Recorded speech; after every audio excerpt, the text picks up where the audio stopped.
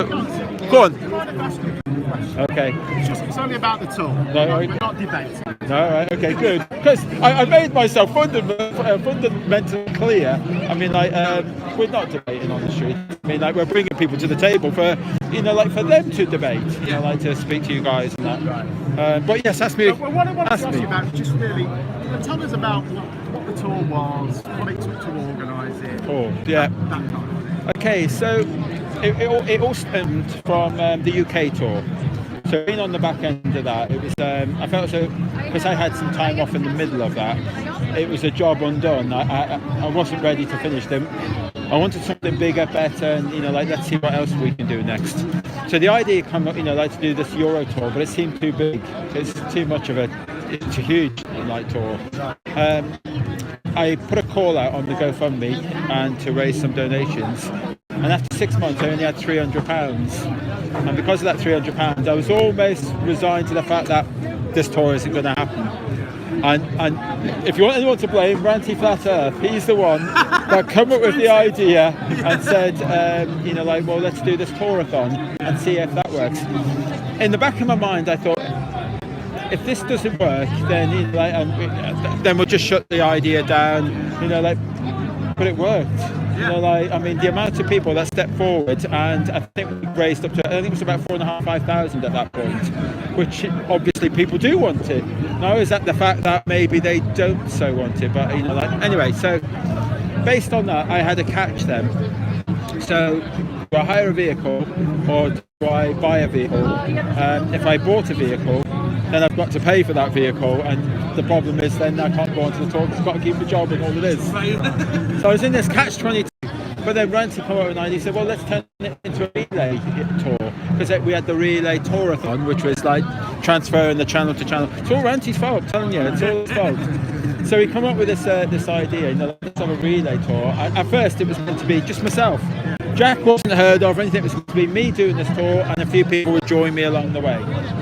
But I thought, okay, so I buy a vehicle. Am I prepared to just let it out and to complete strangers? But it turned out easy than I thought, because the insurance was really cheap to have any driver, as long as that they were over 30. The insurance all worked out, and I thought, well, okay, as long as it's assured, it should, fingers crossed, it should be okay. I was still having a panic because although I thought I had all the drivers in place and we had the location, there was obviously stickers to put in place and banners and all sorts to organise.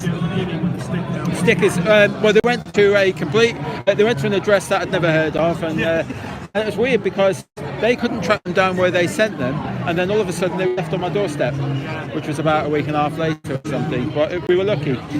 But when we were driving, and this is between just me, you, and you two, no one else should hear this. When we got to Amsterdam, a few people had dropped out, we didn't have the drivers. I actually thought that the tour was over at that point, or we'd have to put it on hold. I didn't have the drivers going to Amsterdam. And then all of a sudden, we met that man there, Jack.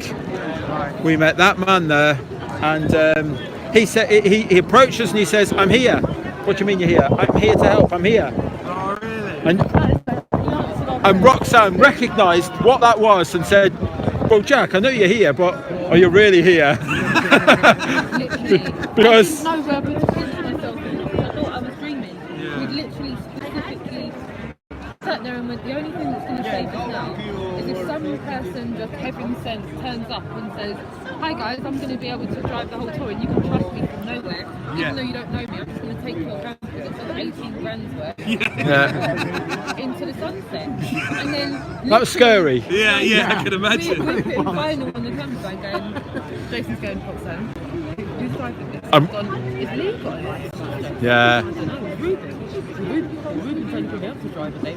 Yeah. Dave can drive. Right, Yeah. we'll get Dave to drive. Yeah, but what if you need to break? I'm not sure if that's going to work.